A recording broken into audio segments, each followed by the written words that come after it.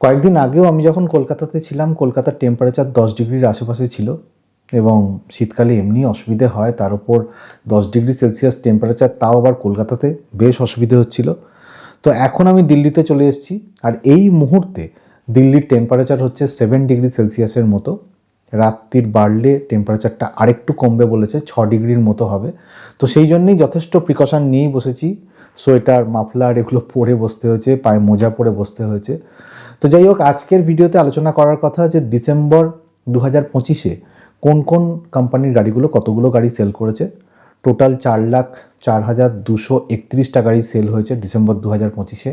আপনি যদি নভেম্বর 2025 দেখেন তাহলে 4,17,495খানা গাড়ি সেল হয়েছিল, অর্থাৎ 3.2%-এর মতো মার্কেট ডিগ্রোথ হয়েছে। 14 নম্বরে হচ্ছে জিপ। ডিসেম্বর 2025-এ 292টা ইউনিট বিক্রি হয়েছে, নভেম্বর 2025-এ 253টা ইউনিট বিক্রি হয়েছে, অর্থাৎ 15.4%-এর মতো মার্কেট গ্রোথ হয়েছে। 13 নম্বরে হচ্ছে সিট্রয়েন। 1190টা ইউনিট বিক্রি হয়েছে ডিসেম্বর 2025-এ, নভেম্বর 2025-এ 1224খানা ইউনিট বিক্রি হয়েছিল, অর্থাৎ 2.8%-এর মতো মার্কেট ডিগ্রোথ হয়েছে। 12 নম্বরে হচ্ছে নিশান। ডিসেম্বর 2025-এ 1902খানা ইউনিট বিক্রি হয়েছে পুরো ভারতবর্ষে, নভেম্বর 2025-এ 1908খানা ইউনিট বিক্রি হয়েছিল, অর্থাৎ 0.3%-এর মতো মার্কেট ডিগ্রোথ হয়েছে। নিশানের একটা নতুন গাড়ি লঞ্চ হওয়ার কথা চলছে, টেকটন বলে।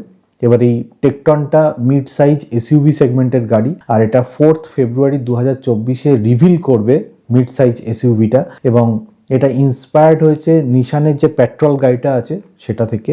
এখন এই মুহূর্তে নিশানের তো এক্সট্রেল গাড়িটা আছে, এক্সট্রেল গাড়িটা যদিও কম চলছে মার্কেটে, কারণ ওটা তো বাইরে থেকে আসে সিবিইউ রুটে। এছাড়া নিশানের যে ম্যাগনাইট গাড়িটা আছে সেটাও আছে। বলা যেতে পারে যে নিশানের যে ম্যাগনাইট গাড়িটা আছে সেটা একাই পুরো সেলটাকে ধরে রেখেছে।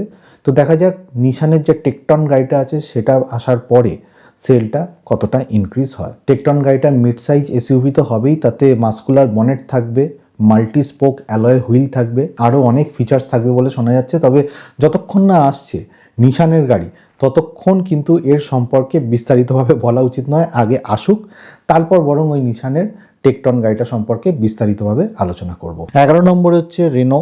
3,845টা ইউনিট বিক্রি হয়েছে ডিসেম্বর 2025-এ, নভেম্বর 2025-এ 3,662খানা ইউনিট বিক্রি হয়েছিল, অর্থাৎ 5%-এর মতো মার্কেট গ্রোথ হয়েছে। নিশানের টেকটন গাড়িটা 4 তারিখে রিভিল হওয়ার কথা, আর তার ঠিক 9 দিন আগে, মানে 26শে জানুয়ারি, 9 দিনই তো হচ্ছে, 26 থেকে 27, 28, 29, 30, 31, 1, 2, 3, 4, হ্যাঁ 9 দিন আগে রেনো যে ডাস্টার গাড়িটা আছে সেটা কিন্তু লঞ্চ হয়ে যাবে। রেনো ডাস্টার গাড়িটা ইন্ডিয়ান কন্ডিশনে চালাবার আগে 1 মিলিয়ন কিলোমিটার রান করানো হয়েছে, এবং তাতে দেখা হয়েছে যে গাড়িতে কীরকম কমফর্ট দেওয়া হচ্ছে, রাইড কোয়ালিটি কীরকম পাওয়া যাচ্ছে, ব্রেকিং কীরকম, ডিউরেবিলিটি কীরকম, এগুলো সমস্ত কিছু চেক করা হয়েছে। ইনফ্যাক্ট 18,379 ফুট ওপরে খারদুংলাতে গিয়েও ডাস্টার গাড়িটাকে টেস্ট করা হয়েছে। বিভিন্ন রকম কন্ডিশন, -23 ডিগ্রি থেকে 55 ডিগ্রি সেলসিয়াসের মধ্যে এক্সট্রিম কন্ডিশনে এই গাড়িটাকে টেস্ট করা হয়েছে। কখনো ইনক্লাইন্ডে, কখনো স্টিপ যে হেয়ার পিন আছে সেখানে চালিয়ে, কখনো ভাঙাচোরা রাস্তায়, কখনো হাই রোডে, সমস্ত রকম কন্ডিশনে ডাস্টার গাড়িটাকে চালিয়ে টেস্ট করা হয়েছে যে কীরকম পারফরমেন্স দিচ্ছে। তারপরে এই গাড়িটাকে লঞ্চ করা হচ্ছে। 10 নম্বরে হচ্ছে ফক্সওয়াগন। 4,256খানা ইউনিট বিক্রি হয়েছে ডিসেম্বর 2025-এ, 3,342খানা ইউনিট বিক্রি হয়েছিল নভেম্বর 2025-এ, অর্থাৎ 27.3%-এর মতো মার্কেট গ্রোথ হয়েছে ফক্সওয়াগন কোম্পানির। টেরন আর লাইন এরকম একটা গাড়ি আসতে চলেছে, যেটা হচ্ছে 7 সিটার এসইউভি। এই গাড়িতে উল্লেখযোগ্য বিষয় হচ্ছে এটা যে 7 সিটার থাকা অবস্থায় এই গাড়ির বুট স্পেস হবে 345 লিটারের মতো, এবং যখন 5 সিটার মোডে চালানো হবে, অর্থাৎ পেছনের যে সিটটা আছে থার্ড রোটাকে, সেটাকে যখন ফোল্ড করে দেওয়া হবে তখন এদের বুট স্পেস সাইজ হবে 850 লিটারের মতো। এই গাড়িটা ফার্স্ট কোয়ার্টার 2026-এ লঞ্চ করবে বলে শোনা যাচ্ছে। স্কডার যে কোডিয়াক গাড়িটা আছে, জিপের যে মেরিডিয়ান গাড়িটা আছে সেটা রাইভাল হবে। এর যে লেন্থ সেটা 4,800 মিলিমিটারের মতো হবে, এর যে হুইল বেস সেটা 2,800 মিলিমিটারের মতো হবে, অর্থাৎ অনেকটা লম্বা হবে। হুইল বেস বেশি হওয়ার জন্য 7 সিটারের জন্য কমফর্টেবল হবে বলে আশা করা হচ্ছে। কিন্তু আমার মনে হয় যে এই গাড়িটা যদি আপনি দেখতে চান যখন লঞ্চ করবে, তখন টেস্ট ড্রাইভ করে থার্ড রোতে বসিয়ে তারপর গাড়িটাকে নেওয়া উচিত। আর সব থেকে বড় কথা হচ্ছে এটা কমপ্লিটলি নকডাউন হিসেবে আসবে, অর্থাৎ সিকেডি রুটে আসবে। সিকেডি রুটে আসার মানে হচ্ছে যে এর পার্টসগুলো ইন্ডিয়াতে আসবে এবং তারপরে এটাকে অ্যাসেম্বল করে এই গাড়িটাকে তৈরি করা হবে। 9 নম্বর পজিশনে হচ্ছে স্কডা। 5,567টা ইউনিট বিক্রি হয়েছে ডিসেম্বর 2025-এ। নভেম্বর 2025-এ 5,491টা ইউনিট বিক্রি হয়েছিল, অর্থাৎ 1.4%-এর মতো মার্কেট গ্রোথ হয়েছে। স্কডার যে কাইল্যাক গাড়িটা আছে সেটার ওপর অনেকটাই ডিপেন্ড করে রয়েছে স্কডা কোম্পানি। ইনফ্যাক্ট এটা তো ভারতে এনসিপি ক্র্যাশ টেস্টে 5 স্টার রেটিংও পেয়েছে। তো সেই জন্যে স্কডার যে কাইল্যাক গাড়িটা আছে সেটাকে ভালো মতো পুশ করা হচ্ছে যাতে ওটা আরও বেশি সেল দিতে পারে। এছাড়া স্কডার একটা super care ownership program launch হচ্ছে 2026-এই, যেখানে কম্প্রিহেন্সিভ প্যাকেজ প্রোগ্রাম থাকবে, মানে 4 ইয়ার্স ওয়ারেন্টি থাকবে, 4 ইয়ার্স রোড সাইড অ্যাসিস্ট্যান্স থাকবে, আর 4 ইয়ার্সের কমপ্লিমেন্টারি লেবার ফ্রি সার্ভিস থাকবে। তো স্কডার তরফ থেকে এটা ভালো নিউজ। স্কডা যদি এই প্রোগ্রামটা, সুপার কেয়ার প্রোগ্রামটা যদি লঞ্চ করে তাহলে ডেফিনেটলি স্কডার সেলটা আরও ইনক্রিজ হতে সাহায্য করবে।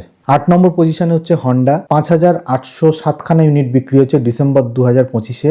নভেম্বর 2025-এ 5,204খানা ইউনিট বিক্রি হয়েছিল, অর্থাৎ 11.6%-এর মতো মার্কেট গ্রোথ হয়েছে হন্ডা কোম্পানির। হন্ডার তরফ থেকে নতুন কিছু নিউজ নেই। ওই 10খানা গাড়ি 2030-এর মধ্যে লঞ্চ হবে বলে শোনা গেছে, এবং কিছু ইভি গাড়িও আর হাইব্রিড মডেলের গাড়িও হন্ডা লঞ্চ করবে বলে শোনা গেছে। এটা আগের ভিডিওতেই বলেছি, তাই হন্ডার নতুন কোনো নিউজ নেই। 7 নম্বরে হচ্ছে এমজি। ডিসেম্বর 2025-এ 6,500খানা ইউনিট বিক্রি হয়েছে। নভেম্বর 2025-এ 5,754খানা ইউনিট বিক্রি হয়েছিল, অর্থাৎ 13%-এর মতো মার্কেট গ্রোথ হয়েছে। এমজি কোম্পানির পক্ষে ভালো খবর হচ্ছে যে 2025-এ ওদের যে উইন্ডসার গাড়িটা আছে, এমজি উইন্ডসার গাড়িটা, সেটা 46,000-এর মতো বা 46,000-এর বেশি বিক্রি হয়েছে পুরো ভারতবর্ষে, এবং সবচেয়ে বেশি বিক্রি হওয়া ইভি গাড়ির মধ্যে এমজি উইন্ডসার 1 নম্বর পজিশনে আছে।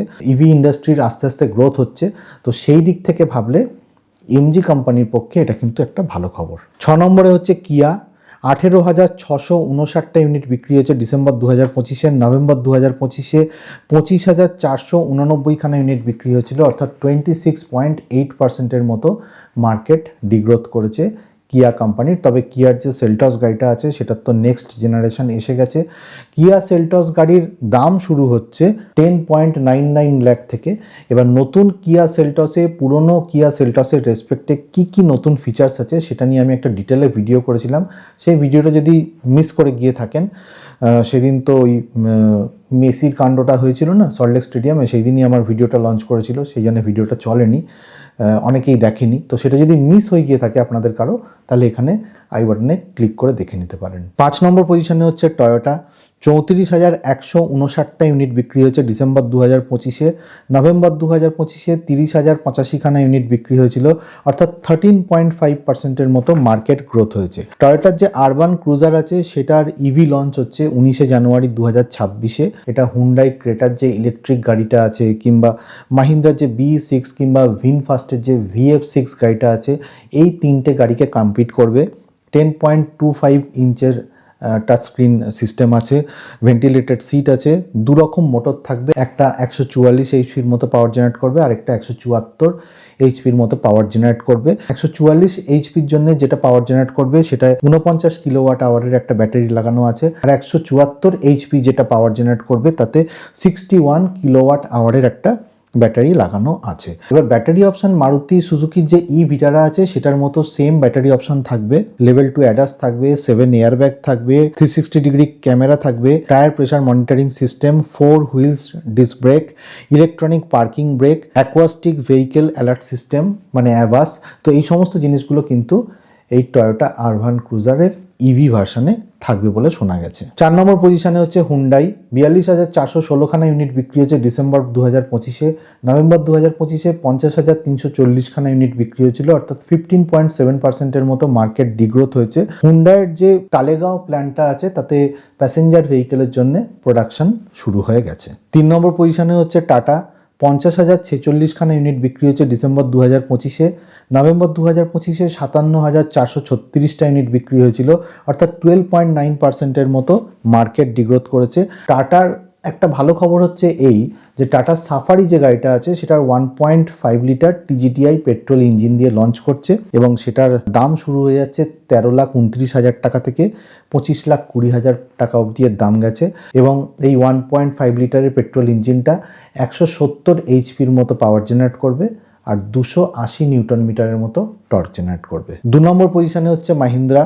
50,946টা ইউনিট বিক্রি হয়েছে ডিসেম্বর 2025-এ। নভেম্বর 2025-এ 56,336টা ইউনিট বিক্রি হয়েছিল, অর্থাৎ 9.6%-এর মতো মার্কেট ডিগ্রোথ করেছে মাহিন্দ্রার। প্রথমত এটা বলে দিই যে এসএমএল ইসুজু যেটা আছে সেই কোম্পানিটাকে মাহিন্দ্রা কোম্পানি অ্যাকোয়ার করেছে। ওর 59%-এর মতো মার্কেট স্টেক কিনে নিয়েছে মাহিন্দ্রা কোম্পানি। আর মাহিন্দ্রার দুটো গাড়ি আসছে, এক্সইউভি 3XO আছে, সেটার ইলেকট্রিক ভার্সন লঞ্চ হয়ে গেছে, 6 জানুয়ারি লঞ্চ হয়েছে। 13,89,000 টাকা থেকে দাম শুরু হচ্ছে, এতে অ্যাডাস লেভেল 2 ফিচার্সও থাকছে। আর 14 জানুয়ারি মাহিন্দ্রার এক্সইউভি 7XO লঞ্চ করছে, 13,66,000 টাকা থেকে দাম শুরু হচ্ছে।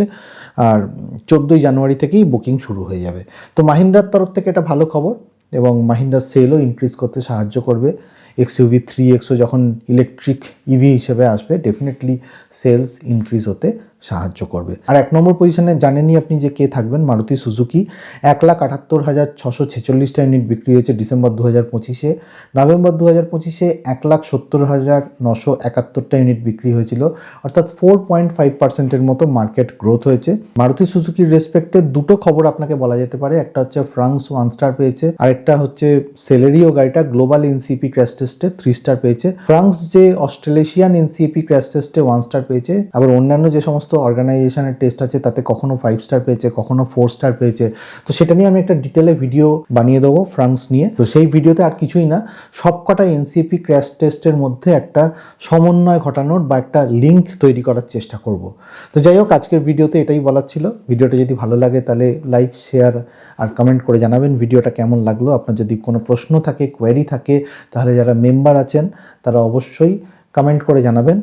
আর যদি চ্যানেলটা ভালো লাগে তাহলে সাবস্ক্রাইব করে নেবেন। আমি এরকম ভিডিও নিয়ে মাঝে মাঝেই আসতে থাকি। আর যারা 4 হুইলার চালান তারা সিট বেল্ট পরবেন, যারা 2 হুইলার চালান হেলমেট পরবেন। খুব ভালো থাকবেন।